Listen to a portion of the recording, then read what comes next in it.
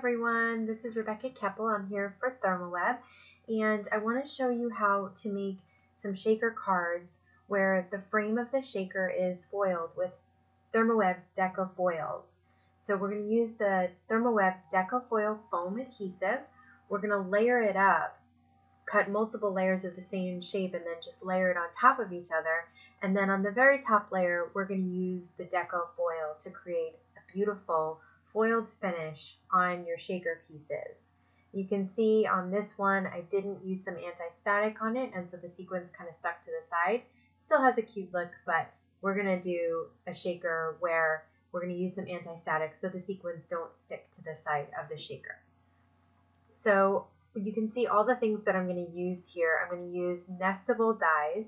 So 2 dies, one is slightly larger than the other. I'm going to place those inside of each other to die cut the Deco foil foam adhesive. That has adhesive on both sides, so you can see there it is. I'm going to die cut that and then layer it on each other and create our little shaker element.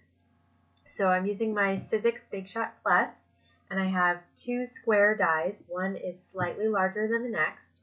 Put the smaller one inside, and then I'm going to straighten them up so that when I cut it, I'm going to get a square, but then outside that I'm going to get a thin frame. And the thin frame is what I'm going to use for my shaker card. To keep these still, I'm just going to use a little post-it tape. This way they don't move around. The other benefit to the post-it tape is that I can pull the whole thing off and cut multiple layers. So here I'm going to cut my first layer. Just going to run it through my sandwich, just like you would any other material inside your manual die cut machine. I was just a little concerned that it wasn't going to go all the way through all the layers, so I ran it through and then I kind of reversed it and brought it back out. And you can see that it's going to cut beautifully. When we take it apart, I'm going to keep the dies together, so I'm just going to pop out the foam pieces. This way I can cut multiple layers. So there's my first frame.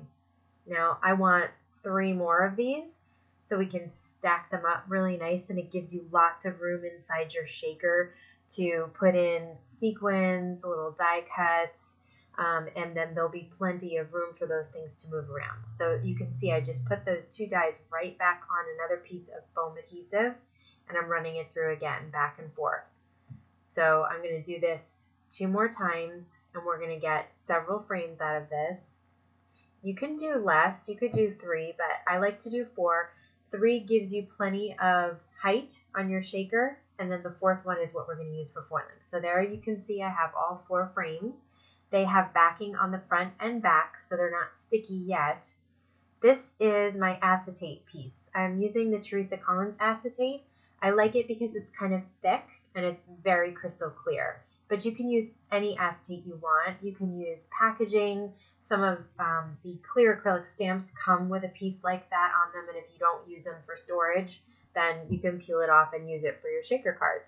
So I took the larger square die off of the set that I had together, and now I'm cutting out my acetate piece through my manual die cut machine. Once again, I did cut this twice because this die in particular, some of my other dies didn't have any problems. This one had a little bit of problem cutting it. So I did have to trim on the side. You can see there's a slightly jagged edge on the side there. It doesn't really matter because you're going to cover it up with one of those frames, and then we're going to foil it. Now I'm cutting out a larger square from white cardstock. This is my base of my shaker. I like to create the shaker element and then glue the whole thing on the card. So here you can see I've stamped and die cut a flower in a vase, a sentiment. I have a panel, I have a whole card, and this is my shaker element. So we're going to create on this little square that's going to fit right on my front panel there. So my little cardstock square, I'm going to take some Thermoweb Zots, and I'm going to take the little die cut colored stamped pieces, the flower and the vase, and I'm going to use a Zot on each of them to adhere it to that little cardstock piece. And this is the inside of my shaker. So you can see there I'm putting down the vase. And these are actually Lawn Fawn stamps and dies, coordinating dies that worked with that. The square is my favorite things. And So there we have our vase and flower, and now I'm taking my first frame. This is the Deco foil foam adhesive, and I'm peeling off the back. And then I'm going to carefully lay that on this square, and I'm trying to really be careful. This frame is very thin. Some of my other cards, the frame was thicker and it was a lot easier to work with. The thin frame was kind of tough. I had to be careful. It was sticking to my fingers. I was not getting it down straight, but I was kind of in a rush, so it ended up being a little wonky there, and that's okay because we're going to have a couple more layers on top. So there you see I got it as straight as I could, and now I'm peeling off the top. And that will reveal another side of adhesive.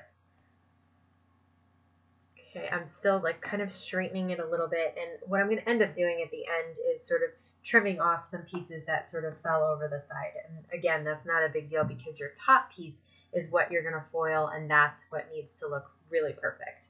Okay, so here I'm layering another frame on top. And once I have that straight, I'm going to peel off that top layer so that I'm revealing another layer of adhesive.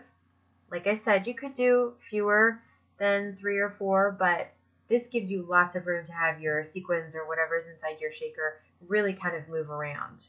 I've done less height and there's not a lot of movement inside. So I like 3 and then I add my sequins and stuff. So here is my last frame, and I'm really trying to line this all up, keep it nice and straight and neat. You can see I got it pretty close. Now what I'm doing is I'm taking my EK Success anti-static tool. This is for embossing and such, and it also takes the sticky off the back of stickers. And I like to use that on the edges on the inside so that my sequins don't stick.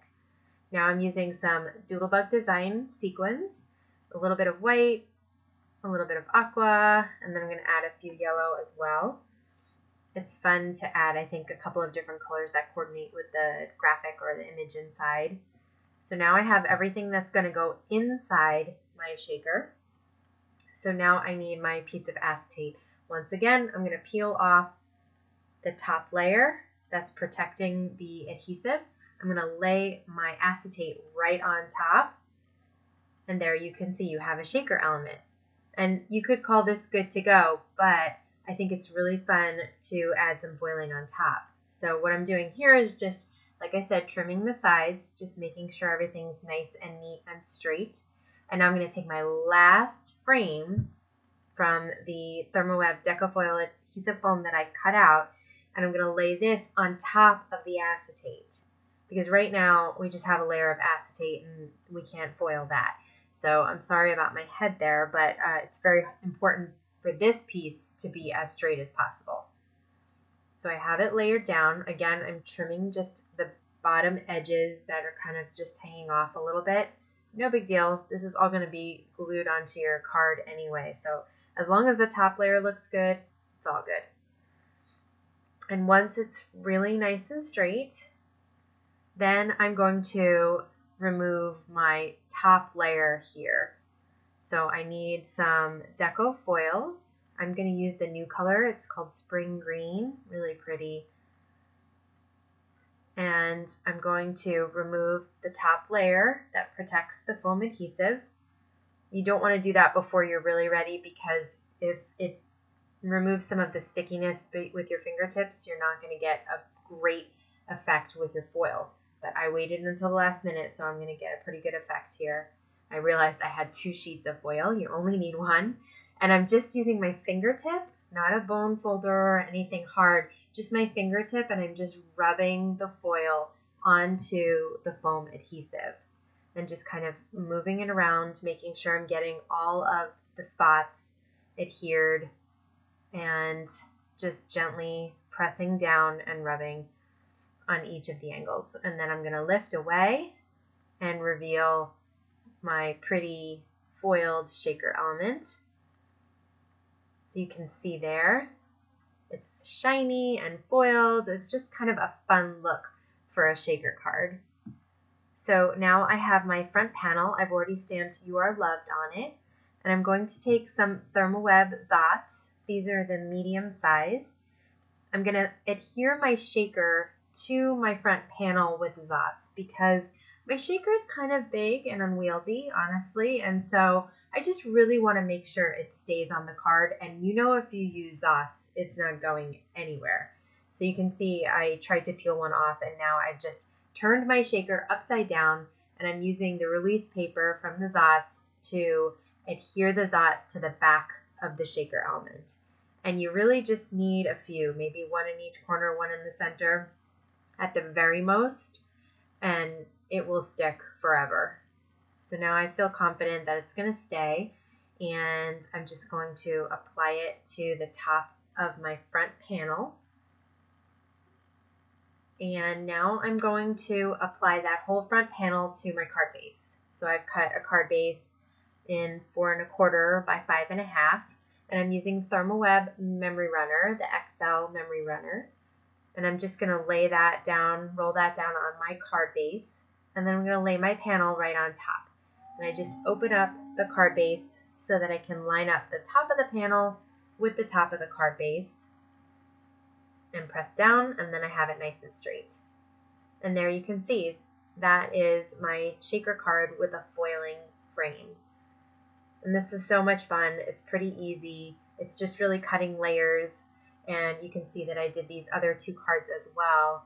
I had a lot of fun foiling up these frames and creating these really cute shaker elements on my cards, and I'll definitely be doing this again in the future. I can even see these on layouts.